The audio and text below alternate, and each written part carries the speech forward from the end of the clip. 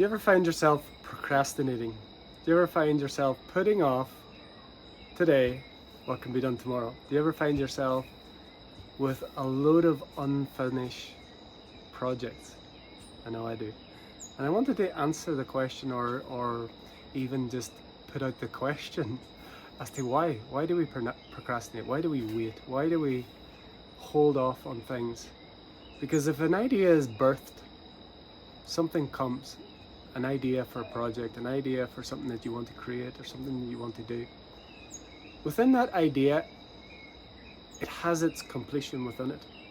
But we as humans with free will and the opportunity of changing our expression of the vision that we receive, a lot of times, maybe you can relate, we end up with unfinished projects. We end up with half-written books. We end up with things that just don't make it to the end. And I want to ask the question, why is that today?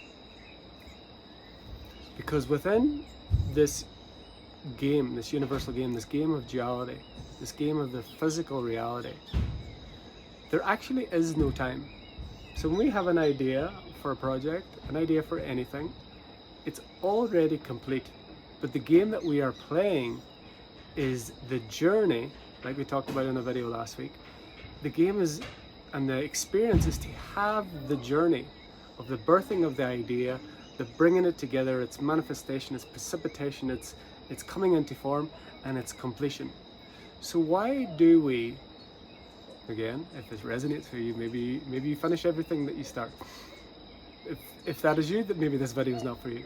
But for those of you who finish things and don't, or start things and don't finish them, this is for you, maybe to ask the question.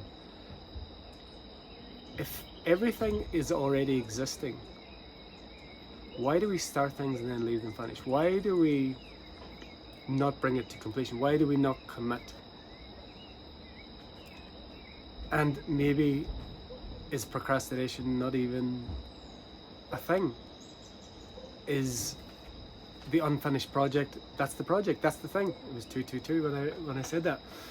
Maybe whatever's meant to get finished gets finished, and whatever's not meant to get finished doesn't get finished. I'm not talking about predetermination, but maybe the process of experiencing several unfinished projects will culminate in a higher level or a more joyful or more expansive finished project. What if we reframed it in a way that every experience is beneficial regardless of the outcome, regardless of the ego's idea that it must look a certain way, or it must produce a certain thing, or it must give a certain feeling, or I must get some sort of feedback to feel that this project has weight, or this project has meaning, or has purpose. So maybe, what if there's actually no such thing as procrastination, and that everything already exists? So if a project or something doesn't come to what we would call the perceived end, maybe that's exactly what it was. That's exactly what it was meant to be. And the process, no matter how short, and whatever we learned and whatever we forgot and whatever frustrations have built into them, the experience that we wish as a soul to experience. So if we can begin to reframe this procrastination and begin to see that everything is perfectly whole and perfectly completed and perfectly perfect exactly as it is, then we may stop ourselves maybe from judging ourselves, or feeling that we've failed in some way, or feeling that we have left something undone. I'm wondering, you who watch this video, do you ever feel like you feel like there's something and you've just not reached it, you've not touched it? There's this feeling of this, there's something there intangible. Maybe all of the little projects, all of the little failures, we're failing forward. All of those little processes that we've come to are leading to something that we don't know. And the ego mind and the worldly perspective can be so limited, and maybe there's something far greater, far grander, far more powerful than we can ever imagine. And all of these little procrastinations are stepping stones towards that which we cannot even imagine. And they are preparing us, and they're building blocks, and they're foundations for what is coming. This is one potential reframe. I'd love to hear from you. Does this reframe serve you, or do you feel like there's something else? Do you judge yourself, belittle yourself, or